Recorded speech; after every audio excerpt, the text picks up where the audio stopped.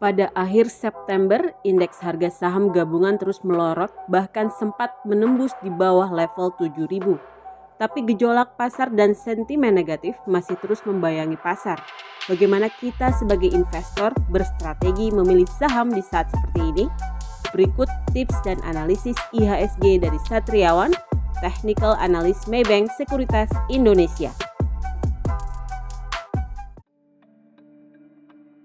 Jadi kalau misalnya kita mau cerita dari awal ya, itu kan awalnya dari COVID dulu ya, yang April Maret 2020 itu komoditi semuanya turun semuanya, bahkan minyak aja minus gitu ya.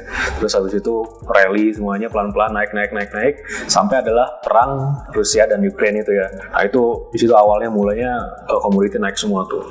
Jadi kalau misalnya kita ingat, let's say minyak ya, itu 20-an dolar gitu ya, awal-awalnya terus naik sampai 100-an lebih. Itu pemerintah belum adjust tuh, dalam artian adjustnya baru dikit. Nah baru sekarang ini ngejustnya lumayan gitu, terasa. Nah kalau kita dari sisi chartis ya, technical analysis, kita akan melihat kondisi makro ini dari sisi intermarket analysis namanya. Jadi awalnya itu dari komoditi, jadi komoditinya naik, lalu itu mengakibatkan inflasinya naik. Inflasi naik, otomatis suatu negara itu harus menaikkan interest rate-nya untuk mengimbangi dari inflasi itu. Nah, kalau inflasinya naik, interest rate-nya naik, berarti nanti bond yield-nya akan naik. Kalau bond yield-nya naik, itu akan berkebalikan dengan stock market. Nah, efeknya itu terjadi di saat ini. Jadi, yield-nya naik, inflasi naik, interest rate-nya naik, bond yield-nya naik, dan stock market-nya turun gitu ya. Nah, itu sangat terlihat di US market gitu ya. Dimana kalau misalnya kita perbandingkan ya, US market S&P 500 dengan IHSG year to date sampai kemarin itu minus 22%. Sementara IHSG sampai kemarin itu masih plus 7,5%. Jadi ini seenggaknya kita masih sedikit lebih bagus dibandingkan US market dari sisi return sahamnya.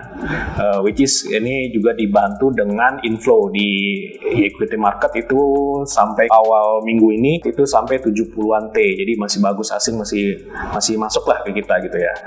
Nah, mungkin yang nggak enak belakangan itu ada di rupiah USD IDR. Jadi rupiah itu berdasarkan technical itu resistennya ada di 15.000. Sebelum dia break itu dia sideways saja antara 14.8, 14.9, lalu turun lagi 14.6, balik lagi 14.8. Nah, beberapa hari yang lalu rupiah itu break di 15.000. Ini nggak bagus gitu ya dilihatnya ya. Karena ini bentuknya higher high kita sebutnya, dan ini uptrend gitu, dalam artian uptrendnya masih berlanjut. Mungkin dalam beberapa hari ke depan ada potensi untuk turun karena ini kondisinya sudah overbought turunnya. Tapi kalau turunnya nggak bisa balik lagi di bawah 15.000, itu arahnya rupiah ke 15.4 bahkan sampai 16.000. Jadi kalau misalnya mau balik lagi, ya rupiahnya harus balik lagi di bawah 15.000.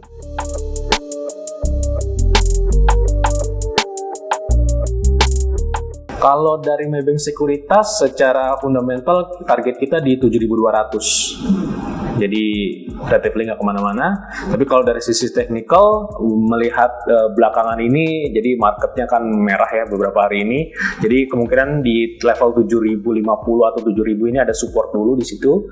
Maintain di level ini, potensi rebound jangka pendeknya ke sekitar 7.200, 7.250. Lalu kalau misalnya nggak bisa break di atas 7.250, itu potensi koreksinya ke sekitar 69 bahkan ke 66 di situ. Jadi kedepannya kita masih ada potensi untuk kelihatannya akan ada koreksi lagi gitu. Jadi mungkin strateginya dalam jangka pendek bisa buy and weakness gitu untuk IHSG-nya.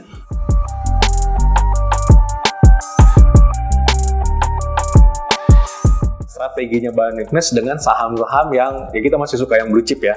Blue chip punya pendapatan bagus lah ya.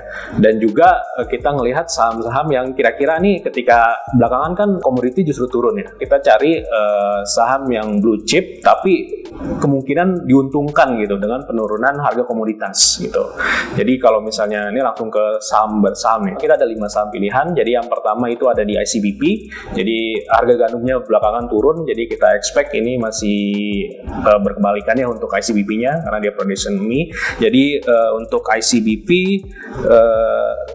secara teknikal dia ketahan di support EMA 200 hari, masih bertahan di atas EMA 200. Jadi kita lihat potensi rally lanjutannya itu ke 10.500. Lalu yang kedua ada di Mayora juga kurang lebih sama, masih di consumer. Jadi Mayora kemarin ketika koreksi bertahan di 1.700, jadi rebound lanjutannya itu potensinya ke 1970 sampai 2240 untuk Mayoranya. Lalu selanjutnya kita ngelihat kalau misalnya nanti harga komoditi kebanyakan turun, tapi ada satu yang belum turun, itu ada di coal. Jadi batu baranya belum turun. Jadi kalau ke depan salah satu mungkin yang beneficiary ketika seandainya coal turun itu ada di semen. Kita pilihnya SMGR karena ya kita juga expect nanti ada sentimen dari IKN ya. Jadi SMGR itu secara level kemarin baru break resistance di 7.100. Jadi nextnya setelah 7.100 itu arahnya untuk SMGR ada di 8.000 sampai 9.300 jauhnya. Lalu selanjutnya ini big caps yang kira-kira masih berpendapatan bagus atau masih fundamentalnya kuat sekali untuk kondisi saat ini, yaitu ada di Telkom. Jadi Telkom itu setelah beberapa minggu kemarin koreksi, dalam artian masih sideways, ketahan di supportnya di 4.400, jadi masih dalam trading range 4.400 dan 4.700. Jadi kalau misalnya break di 4.700 itu Telkom arahnya ke 5.000. Lalu yang terakhir secara chart itu yang menarik ada di YNKP. Setelah sebelumnya turun dan konsolidasi, YNKP itu ada potensi untuk berubah tren dari konsolidasi menjadi uptrend. Jadi nextnya untuk YNKP kita ngelihat Bionicness levelnya di sekitar 8.800 sampai 8.700, itu arahnya untuk YNKP selanjutnya ada di 10.000 sampai 10.500.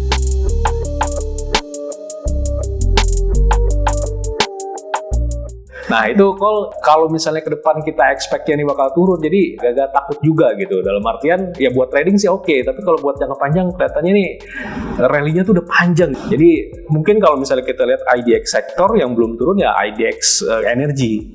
Energi itu kuat banget. Coba bandingin deh IDX cyclical, IDX bahkan IDX finance itu kalah semua sama IDX energi gitu. Strong banget. Kita ketakutnya itu beli di pucuk. Jadi kita lihat ya kelihatan mau balik arah nih dari bawah ke atas gitu, mau turning point gitu. Kita lebih suka yang kayak gitu.